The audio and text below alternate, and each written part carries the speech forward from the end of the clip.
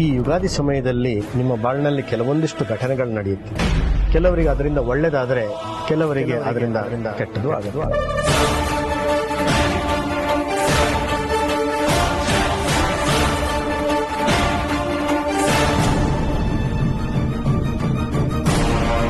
ಯಾರಿಗೆ ಒಳ್ಳೇದಾಗತ್ತೆ, ಯಾರಿಗೆ ಕೆಟ್ಟದ್ದಾಗತ್ತೆ ಗುರುಗಳೇ? ಅವರವರ ಕರ್ಮಾನುಸಾರ ಭಗವಂತ ಅವರವರಿಗೆ ಆ ಫಲವನ್ನು ನಿಶ್ಚಯಿಸಿರ್ತಾನೆ. ಯಾರಿಗೆ ಯಾವಾಗ ಏನೇನು ಸಲ್ಲಬೇಕು ಆ ಪರಮಾತ್ಮನಿಗೆ ಗೊತ್ತಿರುತ್ತೆ. ಗುರುಗಳಿಗೆ ಸಮಯ ಆಯಿತು. ಗುರುಗಳೇ, ಸ್ವಲ್ಪ ಪ್ರಸಾದ ಸ್ವೀಕರಿಸಬಹುದಾಗಿತ್ತು. ಇನ್ನೂ ಪೀಠ ಪೂಜೆ ಎಲ್ಲ ಆಗಬೇಕು ತಾಯಿ. ಇನ್ನೊಮ್ಮೆ ಬಂದಾಗ ಖಂಡಿತವಾಗಿ ನಿಮ್ಮ ಮನೇಲಿ ಪ್ರಸಾದ ಮಾಡ್ತೇವೆ. ಆಗ್ಲಿ ಗುರುಗಳೇ.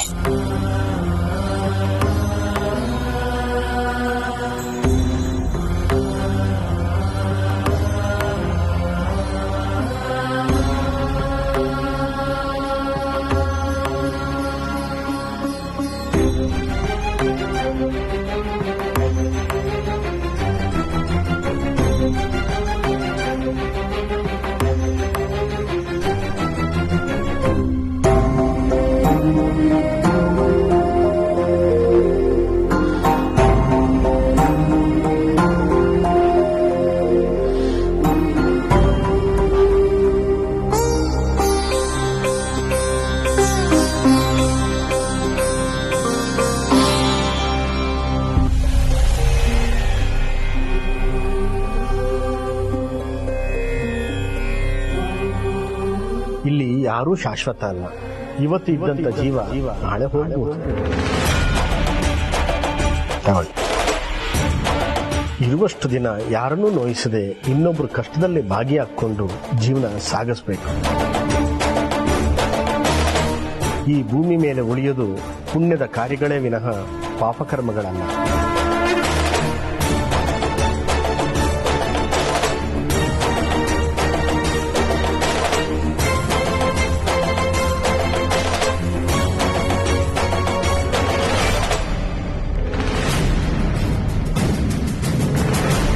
ದೀರ್ಘ ಸುಮಂಗಲಿ.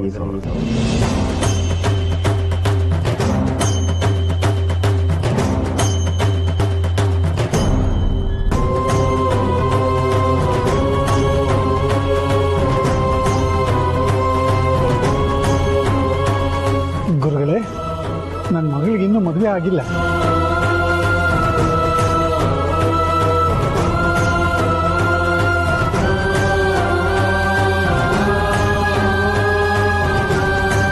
ನಿನ್ನೊಳಗಡೆ ಇರ್ತಕ್ಕಂಥ ಸಂಘರ್ಷ ತಾಕಲಾಟಗಳಿಂದ ನೀನು ಗೆದ್ರೆ ನಿನಗೆ ಹೊರಗಡೆ ಇರ್ತಕ್ಕಂಥ ಯಾವ ಶತ್ರುಗಳು ಯಾವ ಲೆಕ್ಕನೂ ಅಲ್ಲ.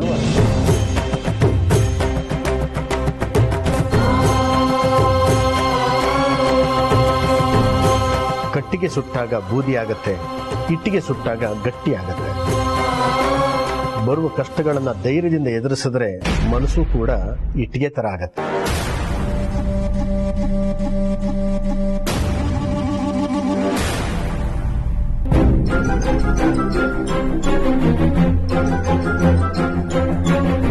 ಯುಗಾದಿ ನಿಮ್ಗೆಲ್ಲರಿಗೂ ಶುಭ ತರಲಿ, ಒಳ್ಳೇದಾಗ್ಲಿ. ಬೇವು ಬೆಲ್ಲ ಎಲ್ಲರೂ ಸಹ ತಿನ್ನಿ. ನಾವು ಹೊರಡ್ತೇವೆ. ಗುರುಗಳೇ, ತಾಂಬೂಲ ಸ್ವೀಕರಿಸಿ.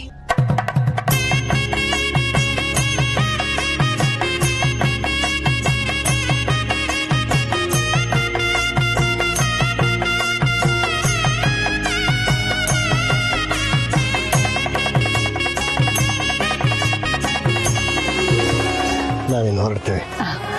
ಆದಿ, ಗುರುಗಳನ್ನ ಕಳಿಸ್ಕೊಡಪ್ಪ.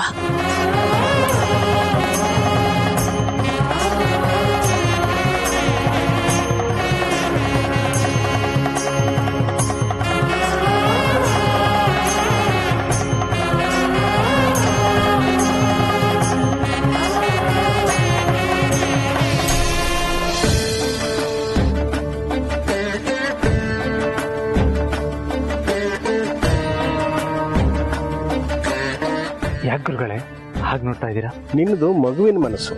ಆ ಮನಸ್ಸಿನಲ್ಲಿ ಒಂದು ಕನಸಿದೆ, ಕಣ್ಣಿನ ಮುಂದೊಂದು ಸತ್ಯ ಇದೆ. ಈ ಸತ್ಯಕ್ಕೂ ಕನಸಿನ ನಡುವೆ ಒಂದು ಗೊಂದಲ ಇದೆ ಅಲ್ವಾ?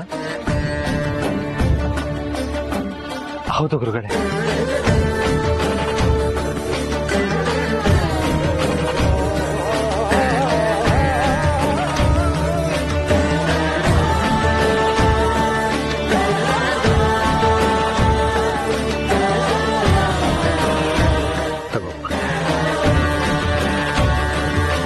ನಿನ್ನ ಮನೆಯ ಬಾಗಿಲಿಗೆ ಪೂರ್ವಾಭಿಮುಖವಾಗಿ ನಿಂತು ಈ ತೆಂಗಿನಕಾಯಿನ ಹೊಸಲ ಮೇಲಿಟ್ಟು ನೀನು ಮದುವೆ ಆಗೋ ಹುಡುಗಿನ ನಿನ್ನ ಮನಸ್ಸಿನಲ್ಲಿ ನೆನೆಸ್ಕೊ. ಆಗ ಕಾಯಿ ತಿರುಗಿದ್ರೆ ಕಂಡ ಕನಸು ಕಾಣ್ತಿರೋ ಸತ್ಯ ಎರಡೂ ಒಂದೇ ಆಗುತ್ತೆ. ಆಗ ನೀನು ಖುಷಿಯಿಂದ ನಿನ್ನ ಮನದಾಕೆಗೆ ತಾಳಿ ಕಟ್ಬೋದು. ಒಂದ್ ವೇಳೆ ತಿರುಗ್ಲಿಲ್ಲ ಅಂದ್ರೆ? ಮೊದಲು ಪ್ರಯತ್ನಿಸು. ಒಳ್ಳೆದಾಗಿ.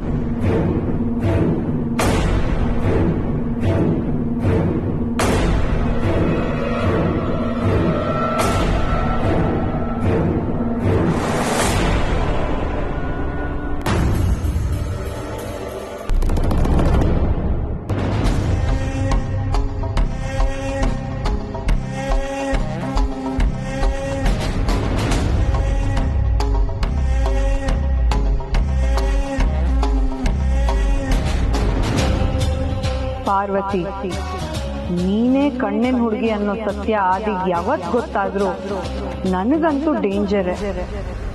ಅದಕ್ಕೆ ಈ ನಿನ್ ಸ್ಪೆಷಲ್ ಕಣ್ಗಳನ್ನ ಡ್ಯಾಮೇಜ್ ಮಾಡಕ್ಕೆ ನನ್ನ ಹತ್ರ ಸ್ಪೆಷಲ್ ಕೆಮಿಕಲ್ ಇದೆ.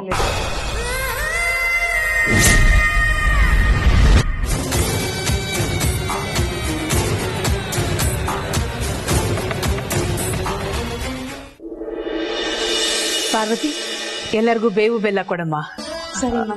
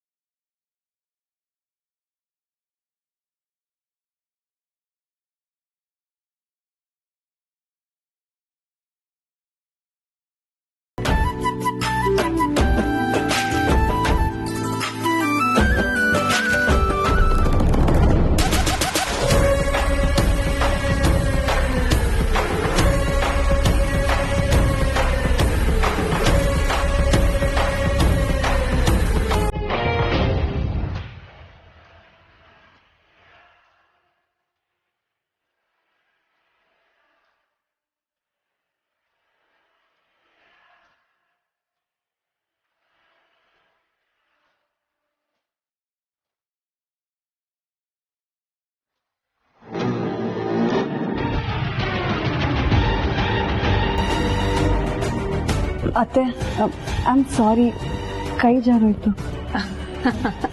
ಅದೇನ್ ದೊಡ್ಡ ತಪ್ಪೇನಮ್ಮ. ಯಾರು ಬೇಕು ಅಂತಾನೆ ತಪ್ಪು ಮಾಡಲ್ಲ. ತಗೋ, ಕೊಡು.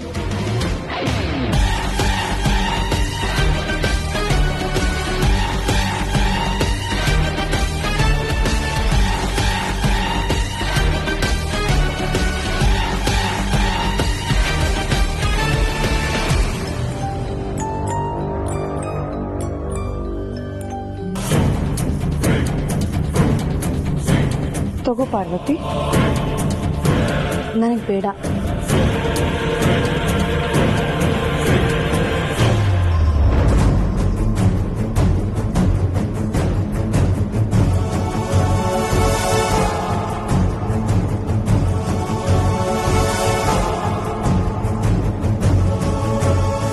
ಏನ್ ಹೇಳ್ತಿದ್ಯಾ? ದೇವ ಪ್ರಸಾದನ ಬೇಡ ಅಂತ ಇದ್ಯಾ? ನಾನ್ ಬೇಡ ಅಂದಿದ್ದು 1 ಚಮಚ ಬೇವು ಬೆಲ್ಲನ. ಅಂದ್ರೆ? ಅಮ್ಮ, ನಂಗೆ ಚಿಕ್ಕ ವಯಸ್ಸಿಂದನೂ ಬೇವು ಬೆಲ್ಲ ಅಂದ್ರೆ ತುಂಬಾ ಇಷ್ಟ. ಇದ್ ಪೂರ್ತಿ ನಾನೇ ತಗೊಳ್ಳ? ಅದಕ್ಕೇನಂತೆ, ತಗೊಮ್ಮ, ತಿನ್ನು.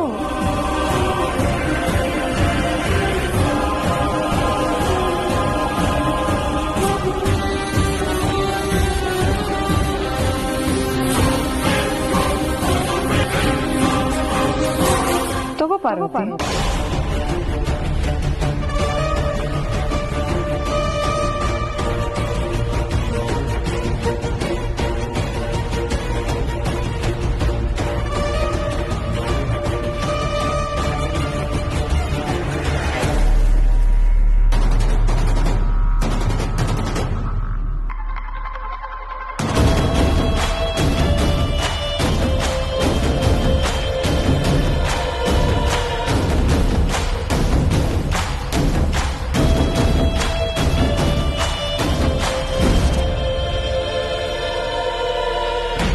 ತಿನ್ನೆ ತಿನ್ನೆ ಇವತ್ ನಿನ್ ಕತೆ ಮುಗ್ದೋಯ್ತು.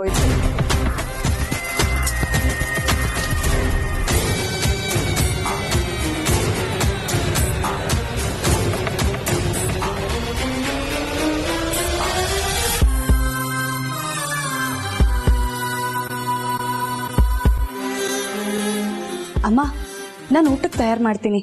ಹಾಗೆ ಆಗ್ಲಮ್ಮ ಪಾರ್ವತಿ.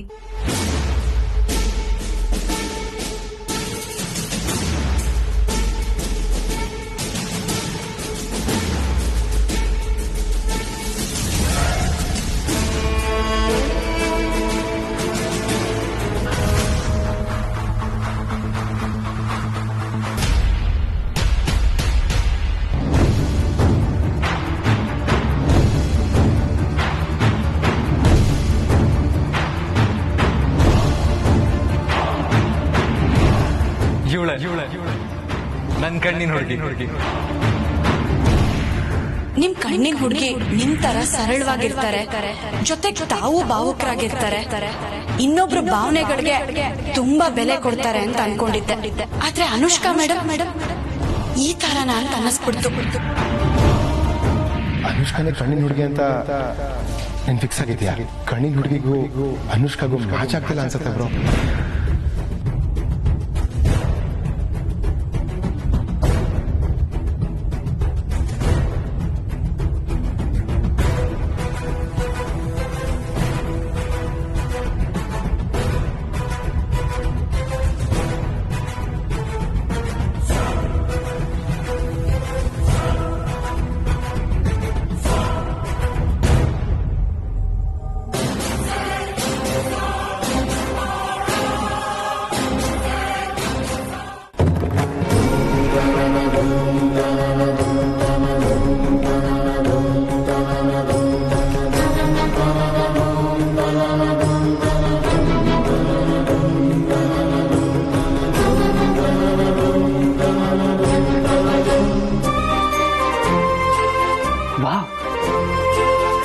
ಗುರುಜಿ ಹೇಳ್ದಾಗೆ ಕಾಯಿ ತಿರುಗ್ತು.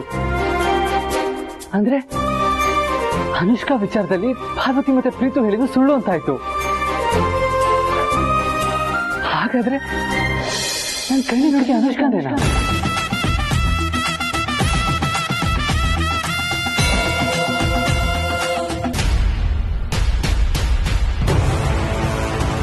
ನಾನ್ ಕೆಮಿಕಲ್ ಮಿಕ್ಸ್ ಮಾಡಿರೋ ಬೇವು ಬೆಲ್ಲ ತಿಂದ್ರು ಏನು ಆಗದೆ ಆರಾಮಾಗಿದ್ದಾಳಲ್ಲ, ಹೇಗೆ?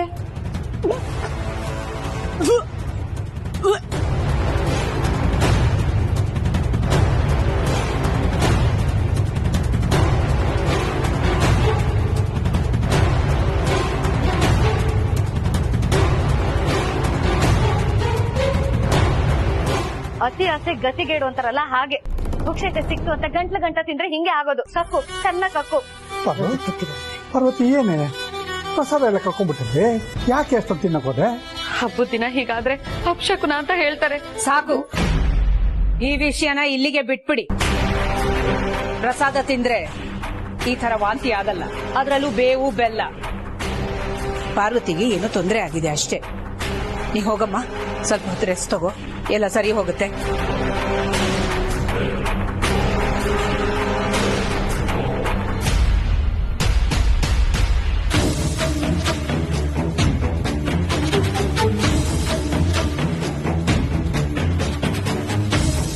ಯಾಕೆ ಇವಳಿಗೆ ಏನು ಆಗ್ಲಿಲ್ಲ? ವಾಂತಿ ಮಾಡಿ ನಾನು ಕೊಟ್ಟಿದ್ ವಿಷನೆಲ್ಲ ಆಚೆ ಹಾಕ್ಬಿಟ್ಲಲ್ಲ.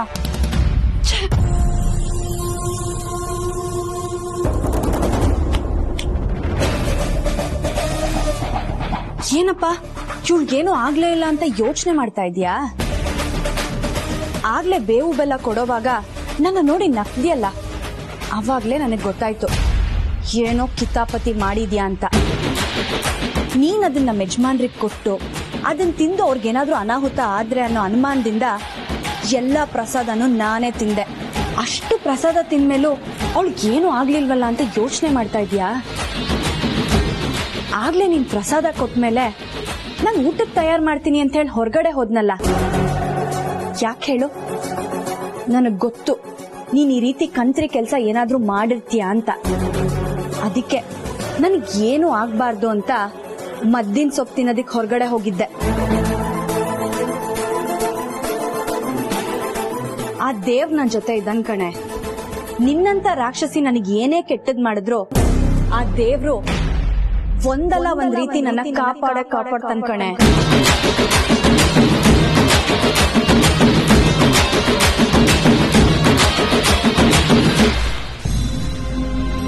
ಗುರುಗಳೇ,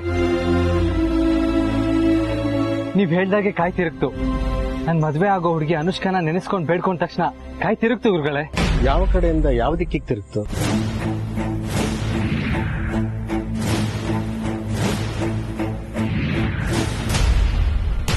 ಬಲದಿಂದ ಎಡಕ್ ತಿರುಗ್ತು ಗುರುಗಳೇ. ನೋಡ್ಮಗು, ಯಾವುದೇ ಶುಭ ಕಾರ್ಯ ನಡಿಬೇಕಾದ್ರೆ ಬಲದಿಂದ ಎಡಕ್ಕೆ ತಿರುಗಬಾರದು, ಎಡದಿಂದ ಬಲಕ್ಕೆ ತಿರುಗಿದ್ರೆ ಶುಭ.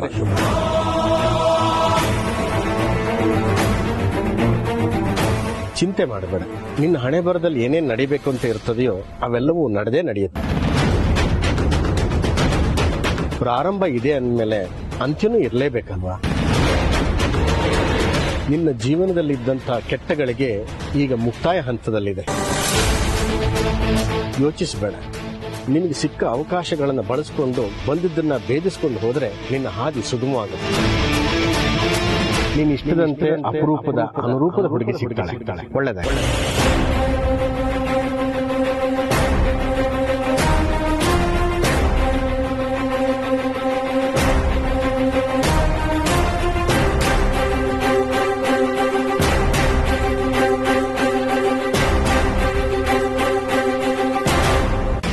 ಎಲ್ರೂ ಸಂತೋಷ ಸಡಗರದಿಂದ ಹಬ್ಬ ಆಚರಿಸೋದಕ್ಕೆ ಅಂತ ಬಂದ್ರೆ ಇನ್ನೂ ನೀನ್ ಚಾಳಿ ತೋರಿಸ್ತೀಯಲ್ಲೇ. ನೀನು ಒಂದ್ ಹೆಣ್ಣ. ಆ ದೇವ್ರು ಖಂಡಿತ ನಿನ್ನ ಅರಸನ್ ಕೋಟೆ ಸೊಸೆ ಆಗೋದಕ್ ಬಿಡಲ್ಲ. ಸುಮ್ನೆ ಹಗಲ್ಗನ್ಸ್ ಕಾಣೋದನ್ನ ಬಿಟ್ಟು ಬಿಡು. ನನ್ನ ಆದಿತ್ಯನ್ ಮದ್ವೆ ಆಗಲ್ಲ ಅಂತ ಹಗ್ಲುಗನ್ಸ್ ಕಾಣ್ತಾ ಇರೋದು ನೀನು, ನಾನಲ್ಲ. ಈ ಹಬ್ಬ ಆದ್ಮೇಲೆ ನನ್ನ ಆದಿತ್ಯ ಮದ್ವೆ ಆಗೋದನ್ನ ನೀನ್ ಕಣ್ ತುಂಬಾ ನೋಡುವಂತೆ ಬದುಕಿದ್ರೆ.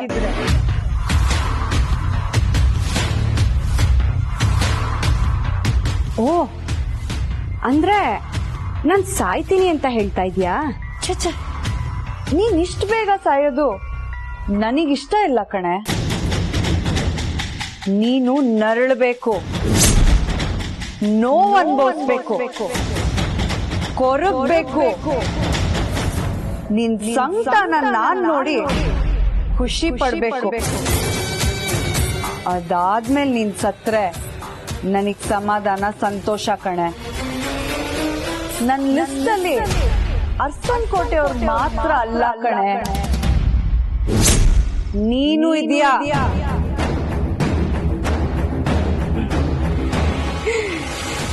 ದೀಪ ಆರೋವಾಗ ಚೋರ ಗುರಿಯತ್ತಂತೆ. ನಿನ್ನ ಅಂತ್ಯದ ಸಮಯ ಹತ್ರ ಬಂದಿದೆ, ಅದಕ್ಕೆ ಈ ತರ ಮಾತಾಡ್ತಾ ಇದೀಯ. ನೋಡೋಣ ಕಾಲ ಒಳ್ಳೆಯವ್ರಗ ಅಥವಾ ಕೆಟ್ಟವ್ರಗ ಅಂತ. ಒಂದ್ ವೇಳೆ ನಾನು ಆದಿತ್ಯನ್ ಮದ್ವೆ ಆದ್ರೆ ಏನೇ ಮಾಡ್ತೀಯಾ?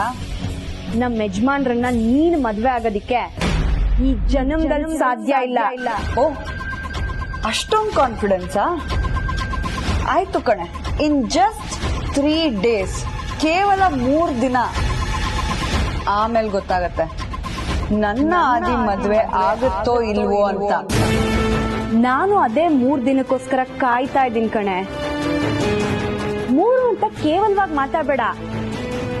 3 ಅನ್ನೋದು ಸಾಮಾನ್ಯವಾದ ಸಂಖ್ಯೆ ಅಲ್ಲ. ಆ ಮನ್ಮಥ ಸುಟ್ಟು ಭಸ್ಮ ಆಗಿದ್ದು ಮುಕ್ಕಣ್ಣ ತನ್ನ 3ನೇ ಕಣ್ಣು ತೆರೆದಾಗ.